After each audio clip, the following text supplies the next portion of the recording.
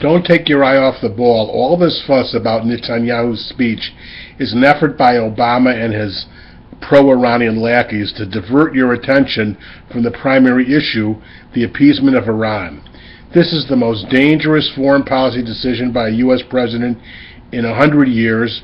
Obama is doing it. It's going to appease Iran, cause catastrophe in the world, not only to Israel, and that is why they're focusing on it, because Netanyahu is going to speak truth to power.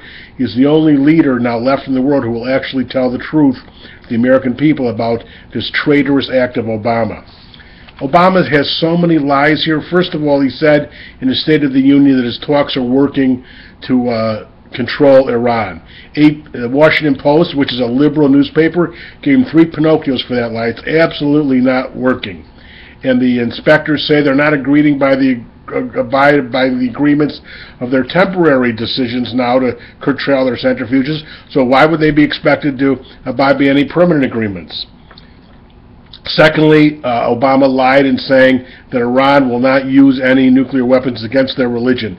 Either he's lying or just stupid, because it's perfectly consistent with the Iranian theology of the hidden Imam. They need catastrophe in order for the hidden Imam, the 13th Imam, to emerge. It's part of their theology, and they've openly said they're willing to take millions of losses in a nuclear exchange if they can wipe out Israel. They've called often for the wiping out of Israel and for the destruction of the United States. Just the other day, they did a mock destruction of one of our carrier groups.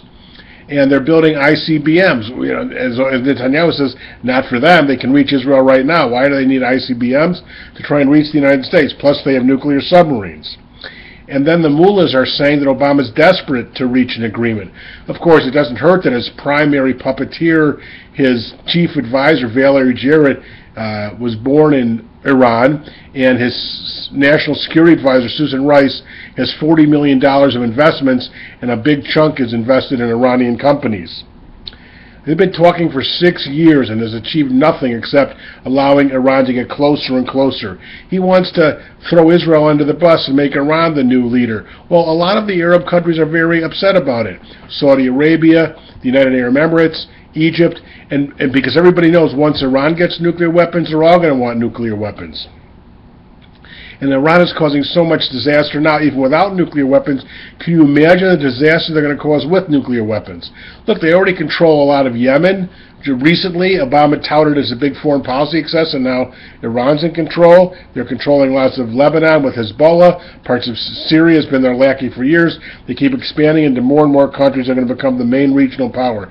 And then just yesterday, the day before I'm recording this, we found from papers that Al-Qaeda is an Iranian stooge. Everybody thought that was impossible because Al-Qaeda is Sunni and Iran is Shiite.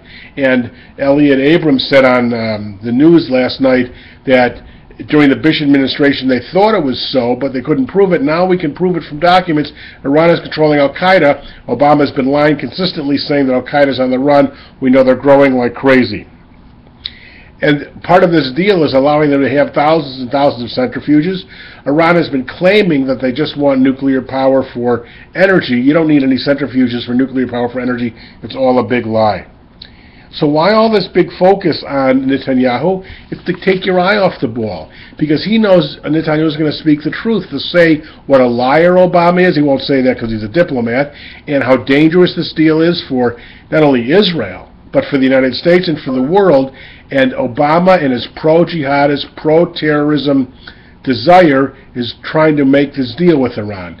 Obama has so many ways to show that he's a jihadist. He's hired many Muslim Brotherhood people in his administration. He was so happy when Muslim Brotherhood took over Egypt temporarily. He gave him $1.5 billion plus our F-16s. He has a Muslim Brotherhood terrorist at the White House all the time.